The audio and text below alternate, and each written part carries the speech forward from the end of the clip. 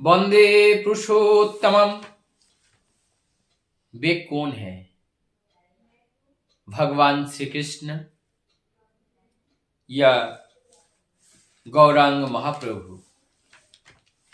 आज परम दयाल के बाल लीला का आनंद उपभोग करेंगे। बाल लीला में शुरू करते हैं। जब बालक अनुकूल का अन्नप्राशन,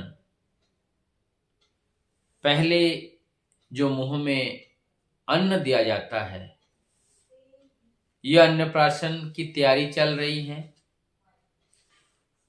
और उस अन्नप्राशन के दिन जब पंडित लोग आते हैं, अनेकों तरह के गुण विचार करते हैं। और उस गुण विचार में पहले बालक के सामने मिट्टी रख देते हैं, हाथ में देते हैं और मिट्टी को पकड़ लेते हैं। तब पंडित जी कहते हैं ये वैराग्य की प्रतीक है। और जब पैसा देते हैं, रुपया देते हैं, पकड़ते नहीं हैं। कहते हैं त्याग का प्रतीक है। और जब उनके हाथ में कलम देते हैं तो वो कलम पकड़ लेते हैं। पंडित जी कहते हैं ये विद्वता का प्रतीक है, पंडित का प्रतीक है।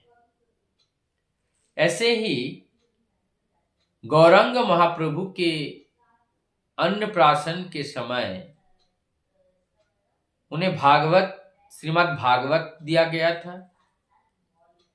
जब दिखाया तो श्रीमद् भागवत को लेकर बड़े आनंद कर रहे थे। तदनंतर पंडित महोल से ये विचार किया, गणना किया कि ये भागवत प्रेमी होगी और ये विज्ञजन आज वही लीला पाबना हिमायतपुर में शिवचंद्र चक्रवर्ती के घर पर देखने को मिल रहा है। तो क्या वही गौरांग महाप्रभु आज नवरूप में आए हुए हैं? यहां पर ये प्रश्न उठता है। तो स्वयं उन्हीं के मुंह से सारी घटनाएं बताए हुए हैं कि आरु दुई जन्मे कीर्तनारंभे होई वो तुम्हारे पुत्रो आमी अविलंबे। ये बांग्ला में है चैतन्य चरितमृत की बातें। क्या और भी 2 जन्म मैं आपके संतान होकर इस धरती पर आऊंगा। और जल्दी ही एक रामकृष्ण परमहंस देव जी के रूप में आए और दूसरा परम दयाल श्री ठाकुर अनुकूल चंद्र जी के रूप में इस धरा पर आविर्भाव हुए। और ये बात तब हुई थी जब सची माता अपने बालक के सन्यास के विदाई कर रही थी, मां बिलख रही थी। तब जाकर के महाप्रभु जी ने मां को याद दिलाया कि युग युग में आप ही मेरी मां बनती हैं और मैं ही आपका संतान बनता हूं। कभी राम बनकर, कभी कृष्ण, कभी बुद्ध, कभी जीसस, कभी मोहम्मद, कभी गौरांग महाप्रभु, कभी रामकृष्ण परमहंस देव, आज परम दयाल श्री ठाकुर अनुकूल चंद्र के रूप में इस धरा पर आविर्भाव हुए। अब ये जो अनुष्ठान हुआ था यह अलौकिक था, कल्पना नहीं की जाती है ऐसे अलौकिक अनुष्ठान किए। उनको पालकी में करके पूरे कई गांव में घुमाए और पालकी में बैठे थे उन्हीं के चाचा शिक्षचंद्र चक्रवर्ती के ममेरे भाई गुरुदास चक्रवर्ती पालकी के अंदर बैठे, गोद में उनको बिठाए और सैकड़ों माताएं जयकारा लगाने लगे, शंख की ध्वनि देने लगे और चारों ओर से लोग मंत्र मुग्ध होकर के उनके वो जो बाल छटा है, उस बाल छटा का जो मनोरम दृश्य है उसका आनंद उठा रहे थे। और हल्दी जैसा पूरा तन और धोती पहनाया गया, एक कमर में धोती को कस करके बांधा गया, सिर में भी वो पगड़ी बना दी गई, मानो गौरंग महाप्रभु का जो बाल लीला है, भगवान श्री कृष्ण की जो बालकपन की लीलाएं हैं, आज वो साक्षात ये हिमायतपुर में उसका पुनरावृत्ति हो रही है। और इस घटना का साक्षी बने उनके चाचा गुरुदास चक्रवर्ती तथा उपस्थित सभी ग्रामवासीगण।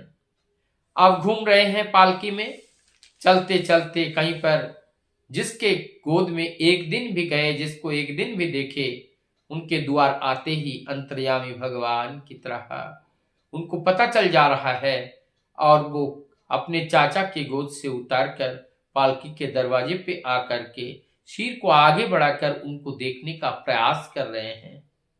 प्रभु का ये आनंद लीला का अकंठ पान जिन भक्तों को करने का सौभाग्य प्राप्त हुआ, वो तो अपने जीवन में उस पूर्णता की लाभ किए हैं, उनके भागीदारी बने हैं, अंशीदारी बने हैं। अब बालक धीरे धीरे बड़ा होता है, दो चार बाल लीलाओं की बताएंगे। जैसे बड़े होते हैं, माता मनमोहिनी देवी के भाई हैं और वो उमेश लहड़ी, और उस उमेश लहड़ी के घर बालक अनुकूल को लेकर के जाते हैं, उस समय 11 महीने के।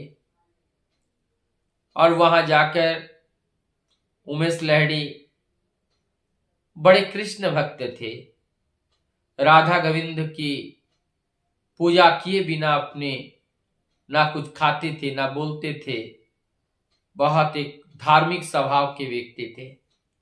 सुबह नहा धो के मंदिर में जाकर पूजा कर रहे हैं, ध्यान कर रहे हैं, और तभी वो बालक अनुकूल चंद्र वहां पर पहुंच जाता है। सिंहासन पर बैठा हुआ कान्हा केशव उधड़ाम से नीचे गिर जाते हैं, आवाज होती है, लहड़ी जी की आंख खुलती हैं और सामने देखते हैं कि बालक अनुकूल बैठे हैं। अब ये देखकर उन्हें गुस्सा भी आया, मैं भगवान की आराधना कर रहा हूं और ये मनमोहिनी के लड़का कहां से आ गया यहां पर। वहां पर जो दारवन थे उनको भी डांटे, लेकिन दारवन विवश होकर कहने लगे, उनको मैं रोक नहीं पाया, वो साहस मेरे अंदर नहीं हुआ। तब जब डांटा फटकारा तो वो रोते हुए बोलने लगे अपनी माँ से, माँ जब मुझे बार बार बुला रहे हैं तो मैं क्या कर सकता हूं, मैं ना जाकर के रह नहीं पाया। तुतलाते हुए आवाज में बालक अनुकूल ने ये सारी आबिती उनको सुना दी। ये घटना है कि आज वही अंतर्यामित्व का आज परिचय मिल रहा है कि किस तरह से भक्त के पुकार से भगवान वहां पर पहुंच जाते हैं।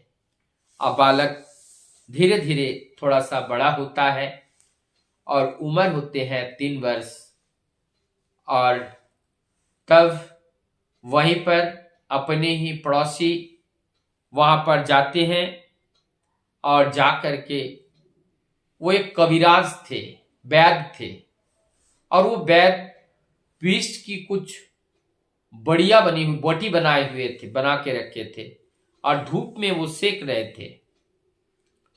और बालक अनुकूल 3 वर्ष का वहां से जा रहे थे, और उसमें उस गोली को मुट्ठी में किया, और वो गोली एक एक करके खाते गए और सारे गोली खा डाला। जब उस बैत को नजर पड़ा कि ये गोली गायब है और गोली खा गए, कौन खा गए, पीछे पीछे जब दौड़ा, किसी को भागते हुए देखा तो पीछे दौड़ा, तो देखा बालक अनुकूल 3 वर्ष का है अनुकूल, और 3 वर्ष का अनुकूल, और वो सारे विष के गोली खा गए। कल्पना कीजिए, साल्फर की गोली अगर कोई एक खा ले तो उसका प्राण बचाना दुष्कर हो जाता है, और ठीक वही साल्फर की तरह गोली वैद्य जी ने वहां पे सैकड़ों गोलियां वहां पे रखे, और वो सारे गोली को खा गए, और खा करके फिर उन्हें कुछ नहीं हुआ। तो ये कौन है? ये वही नीलकंठ है, जिन्होंने दुनिया के सारे विष को हलहल पान करके नीलकंठ बने। आज परम दयाल श्री ठाकुर नीलकंठ बने हैं, हलहल वही चीज पान करके। ये लीला है प्रभु की, ये दिव्य लीला, ये दिव्य छटा चलती रहती है। बालक धीरे धीरे बड़ा होता गया, उम्र 5-6 वर्ष के होने लगे। जिधर भी जाते थे प्रश्न करते थे, कोई भी पौधा देखता था उसको उखाड़ लेता था, जड़ को देखते थे, क्योंकि वो कारण पुरुष है, वो कारण को ढूंढता है, और कारण को ढूंढते हुए जाते थे। एक दिन उन्होंने मुकुंद लाल के जो भतीजे हैं हेमचंद्र एक बगीचा लगाए थे। इस बात बालक अनुकूल को पता चला, उसमें बहुत सारे फूल है, दिन भर उसी में काम करते हैं, उसी में लगे रहते हैं। और जब बालक अनुकूल को पता लगा, दरवाजा बंद था, लेकिन वो दूसरी तरफ से उठ करके उसमें जाकर वो सारी बगीचा तसनस कर दिए, और कहने लगे कि आप यहाँ पे बगीचा सजाने से क्या होगा, जहां पे आपका विश्राम करना है वहां की बगीचा को सजाओ ना। ऐसी बालक की अनेक घटनाएं हैं। और एक घटना है, नानी अनुकूल को गोदी में लेकर के कह रहे थे, चलो पड़ोसी घर में तुम्हारा जैसा एक नन्हा सा बालक का जन्म हुआ है। तब बालक अनुकूल कहते हैं, वो देखना क्या, 21 दिन बाद तो उनका मौत हो जाएगा, उनको देख के क्या होगा। अब उनकी नानी कहती हैं कि ऐसा अपशब्द का उच्चारण नहीं करते हैं बेटा, ऐसा अपशब्द मत बोला करो। और धीरे धीरे वो 21 दिन होता है, और वही बालक परलोक गमन होते हैं। और इस तरह से उनकी किए हुए जो बाल लीलाएं हैं, एक एक करके सब सत्य ही सत्य देखने को मिलते हैं। एक दिन उनको पता चला, उनके जो टीचर को पता चला कि बालक अनुकूल जो है वो सिगरेट पीते हैं। और तब जाकर के वो ठाकुर जी कहाँ पढ़ते थे, वो थे जो काशीपुर कहाँ है, काशीपुर वो हिमायतपुर का एक गली है, और वहां पर एक स्कूल बनाया गया था, और जो केष्ट वैरागी की पाठशाला के नाम से जाने जाते हैं। बालक अनुकूल का जीवन का वो पहली पाठशाला है काशीपुर में, और वहीं पे वो पढ़ते थे। और वहां पे उनको पढ़ाने के लिए एक मास्टर साहब थे, भवानी मास्टर साहब, उनको पढ़ाते थे। और वह एक दिन ऐसा हुआ कि उनको पता चला कि बालक अनुकूल सिगरेट पीते हैं, और ये छोटा सा बालक सिगरेट पीते हैं। भवानी मास्टर साहब को गुस्सा आया, उन्होंने आया और अनुकूल से पूछा, तुम सिगरेट पीते हो? उन्होंने कहा हाँ। कहा कहाँ रखा है? कहाँ तुमने छिपा के रखे हो, बताओ। तो उन्होंने कहा वहां छिपा के रखे हैं। लैंप को जला करके वहां पे जाते हैं, बीच माझधार में वो लैंप बुझ जाती है। मास्टर साहब को और गुस्सा आती है, कहा देखो ये तुमने क्या कर दिया। तब बालक अनुकूल मास्टर साहब को जैसे स्पर्श करते हैं वो लैंप जल जाती हैं, और ये अलौकिकता को देख करके मास्टर साहब चौंक उठते हैं। और ये जो अलौकिकता है, इस अलौकिकता को देख करके मास्टर साहब भी पूरा एकदम चौंक जाते हैं। और तब जाकर वो जब वो दोबारा जल जाते हैं, उनके मन में कुछ सोच उत्पन्न हो जाते हैं, वो सोचते रहते हैं। इस तरह से बालक अनुकूल का बाल लीलाएं एक नहीं, हजार नहीं, लाखों नहीं, करोड़ों की तादाद में उनकी ये बाल लीलाएं हर भक्त के साथ निरंतर होती चलती हैं। आप स्वयं ही आप समझिए कि ऐसी घटनाएं जिनके बाल अवस्था में घटित होता है, वो मानव कौन हो सकते हैं? वही है परम दयाल परम प्रेममय श्री श्री ठाकुर अनुकूल चंद्र, जो पूर्व में अनेक रूप में आए, आज अनुकूल रूप में अनुकूल अवतार में पधारे हैं। उनको सद्गुरु के रूप में जीवन में धारण करके चलने से जीवन की सर्व विघ्न नाश होता है, जीवन सुंदर होते हैं और जीवन का मूल उद्देश्य का परिपूर्ण होता है। वंदे पुरुषोत्तम।